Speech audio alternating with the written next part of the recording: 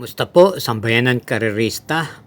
Balik Miyerkules na naman po ang pangarera ngayon, January 17, 2024. Kumbaga, meron na naman po tayong 8 pangarera na ininda sa atin ng management ng Metrotorp. Magsisimula pa rin po ng alas 5 ng hapon. Musta naman po nung pangarera nung Monday? Nagliyamado po, puro liyamado ang nanalo. Pero talagang ganon, nataon sa mga liyamadista. Bawi na lang po tayo ngayong araw na to, baka magdihado. Kaya wag po tayo makakalimut maglagay ng dihado. Sa punto pong to, samahan nyo na po ako upang maihatid na po sa inyo ang akin mga giya. Salamat po. Karera numero 1, start po ng first peak 5, races 1 to 5, may distansyang 1,200 meters. Ito po isang 3-year-old and above maiden race. Meron pong 7 entries dito. Ating pong piling pang-primera rito yung kalahok number 5, Carmela's Love. Ito po ay dumating lamang po ng kwarto pwesto noong January 3 kay Black Star at siya ay ngayon rerendan po ni Paps Cabalejo. Ating pong panigunda rito yung number 4, Gents Had Enough ni Joel Ciego na segundo noong January 5 kay Phil de Bern. Ito po ay isang derimate. Kaya ang pili po natin sa karera numero 1, pang-primera, yung kalahok numero 5, Carmela's Love. Panigundo yung numero 4, Gents Had Enough. Karera numero 2, start po ng winner take all, races 2 to 8. May distansyang 1,200 meters, isang class 4, group 22 to 27 with 7 entries. Ating pong pang-primera rito yung kalahok numero 2, This Girl Is On Fire na muling rerendahan ni C.A. Reyes Jr. Ito po ay may angkin tuling at dumating lamang po ng segunda pwesto nung January 7 kay Eye in the Sky. Ito po isang imported horse at pwede pong i-pacing at may angkin din naman tuling. Panigunda po natin dito yung kalahok numero 6 na Queen Lois na muling rerendahan po ni J.B. Hernandez na ipipacing at pwede din naman pong iparimate na kwarto pwesto nung January 5 kay Doña Chichay. Kaya ang pili po natin dito sa karera numero 2, pang-primera yung numero 2, This Girl Is On Fire. Panigundo yung numero 6, Queen Lois. Karera numero 3, start po to ng peak 6, races 3 to 8. Ito po isang class 4, group 16 to 21 at may distansyang 1,200 meters. Meron po tayong 7 rehistradong kalahok dito. Ang ating pong pang-primera rito yung kalahok numero 3, Real Equity na rendan po ni J.D. Flores. Ito po ay may angkin tuling at makasasabay po ito sa unahan. Ang ating naman pong panigunda rito yung numero 2 na Money for Bifani na rendan po ni J.R. De Ocampo sa pagkakataon nito. Ito ay napupunto po, mayroon pong 2 sunod na panalo na to. Ang huling panalo po ito ay noong December 28 pa kung saan tinalo niya po si I Love Mati. Kaya ang pili po natin dito sa karera numero 3, pang-primera yung numero 3 na Real Equity at panigundo lamang yung numero 2 na Money for Bifani.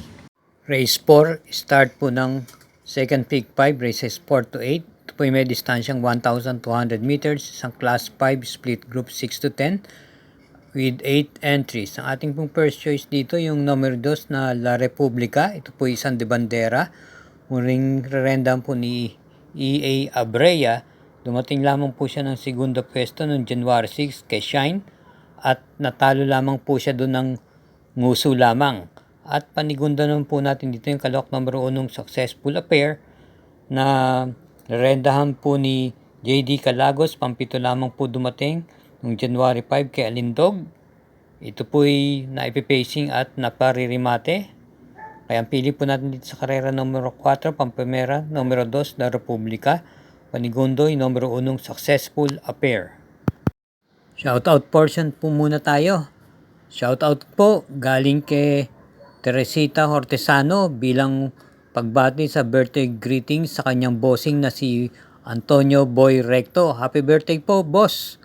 At gayon din man, shoutout din kila Junior San, Ramon Basco, Ken Navarro, Amador Montano, Merlito Transmonte Jr., Abrocutoy Adrian, Botbot Casil Tapek, Mar Gonzales, at June Loyola. Maraming salamat po sa inyong pagtutok sa Mangkelos TV.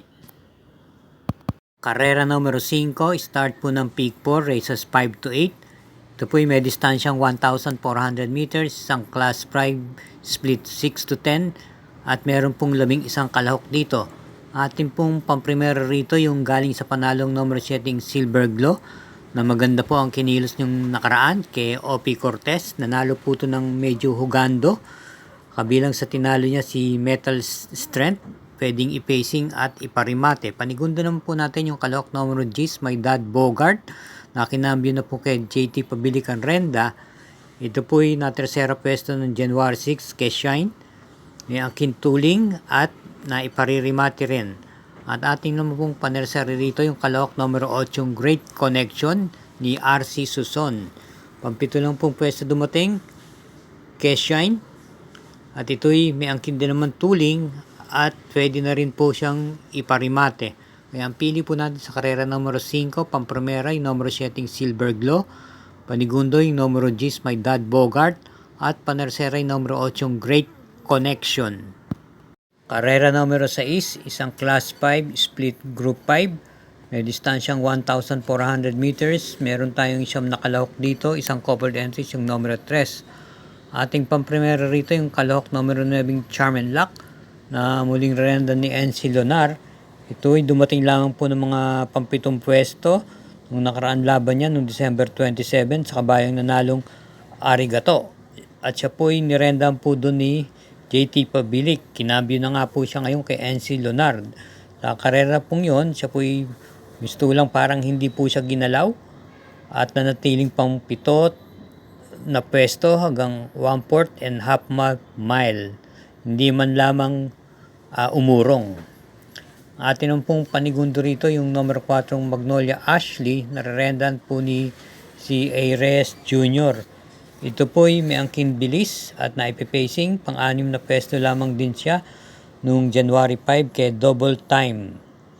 At ang atin panersera rito yung kalahok numero 8 Express Lane, na nakwarto pwesto noong January 7 kay Dear Magnolia, pwedeng i-pacing at iparimate, at rerendahan naman po siya sa pagkakataon ito ni RC Suson.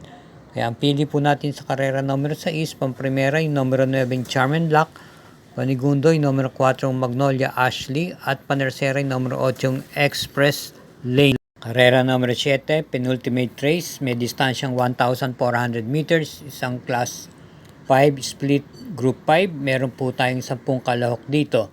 Ang ating first choice dito yung numero 4 Rise Up, na muling papatnubayan po ng nakakagamay sa kanya o talking horse kay MD De Jesus. Ito po ay may takbong pwede pong i-pacing at pwede naman pong iparimati itong kabayong to. Ang ating pong panigunda rito yung numero 9 French Leather, na nitong mga nakaraang takbo ay parating nasa timbangan. 2 beses na po itong dumarating ng tersera pwesto nung pinakahuling takbo niya. At ang pinakahuli ay nung December 22 kay Step Bell. Siya po ay rendahan ngayon sa pagkakataon ito muli ni C.A. Reyes Jr. Ang atin pong panersera rito yung kalahok numero 2 na Instant Message. Ito ay na-tersera pwesto lamang po nung January 6 sa kakwada niyang Player Bottom. At rendahan po siya sa ngayon ni NC Lonar, na ipipacing po ito. Kaya ang pili po natin sa karera numero 7, pamprimera numero 4 Rise Up, panigundo numero 9 French Leather, at panersera yung numero 2 Instant Message. Karera numero 8, last daily double na po, para tingnan po ito ng winner take all, Peak 6, Peak 4 at second Peak 5. Tatakbuhin sa distansyang 1,400 meters, isang class 5 group 11 to 15. Meron po tayong pool gate dito, 14 entries. At ang ating pong pamprimera rito yung numero 9 Kalanggaman Island, na nasigunda po nung January 3 kay May 10. Same rider pa rin po, si Espare Jr. Ito po ay convertible, pwedeng pong iuna, pwedeng i-pacing at pwede rin pong iparimate. Ang kagandahan lang po sa kabayang to, parati pong nalalaban ng ating puhunan. Panigunda naman po natin dito yung Kalahok numero 12 Shine na pwedeng ipacing at iparimate. Nanalo po ito noong January 6 kabilang sa tinalo niya si La Republica na tinalo niya sa pamagitan ng isang photo finish o nguso lamang. At siya po'y rendahan ngayon ni RM Adona. Panersera naman natin dito yung Kalahok numero 2 Majestic Star na isang derimate. Ito po'y nanalo po noong January 5 kabilang sa tinalo niya si G&G at siya'y papatnubayan ng kanyang regular rider na si JD Calagos. Kaya ang pili po natin sa karera numero 8, Pamprimero numero 9 Kalanggaman Island, Panigundo yung numero 12 Shine at panersera yung numero 2 Majestic Star. Maraming salamat po muli sa lahat ng mga bayan karerista at masugid na taga-subaybay ng Mangkelos TV. Naway matapat po ang ating mga giya at tulad ng aking sinasabi, hinay-hinay lang po sa paglilibang at lagi po tayong mag-iingat. Ang susunod natin pong paglilibang ay sa Biyernes, January 19, 2024. Kita-kits na lang po tayo.